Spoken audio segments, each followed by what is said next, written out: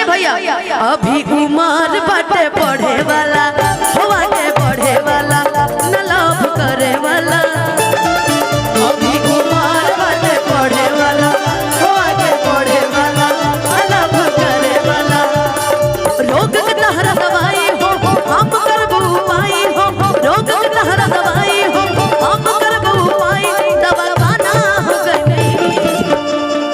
काहेन करा के बेचैन कइले बड़ बुढ़ा गई ने तारा याद में हैं कि तू ही होता एकर चेहरा मिला त जो ना लइका मंगिया भर लेवे लइकिया के ओई खन मिला कि तू कौन हु करत रहे जो पढ़ कर पे कि तू ही होता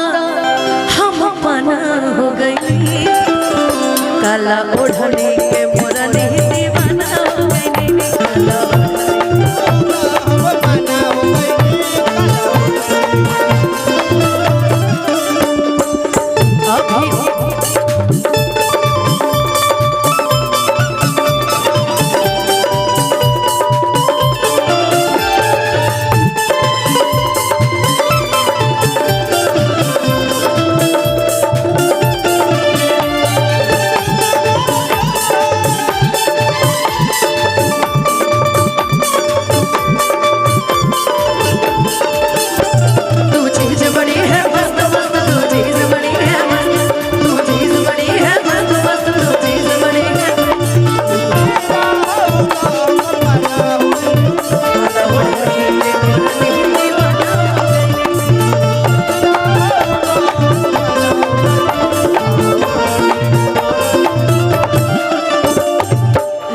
सरका के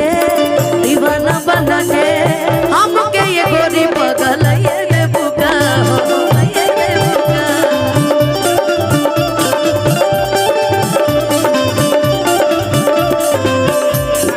राकेश जी लड़का के चाचा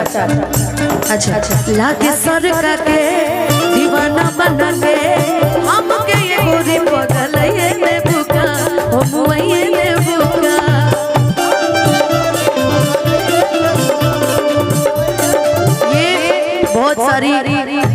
बहुत सारा स्वागत आप लड़के के चाचा जी मंच पे उपस्थित है। मैं चाहूंगी एक जोरदार ताली बजा दीजिए इस पूरे परिवार के लिए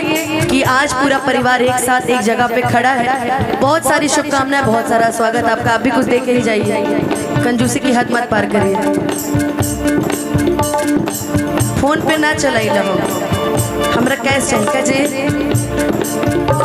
पक्का चली रहो तो विश्वास करत नहीं। अच्छा तू ही था वो तू जा लेकिन चलत रहे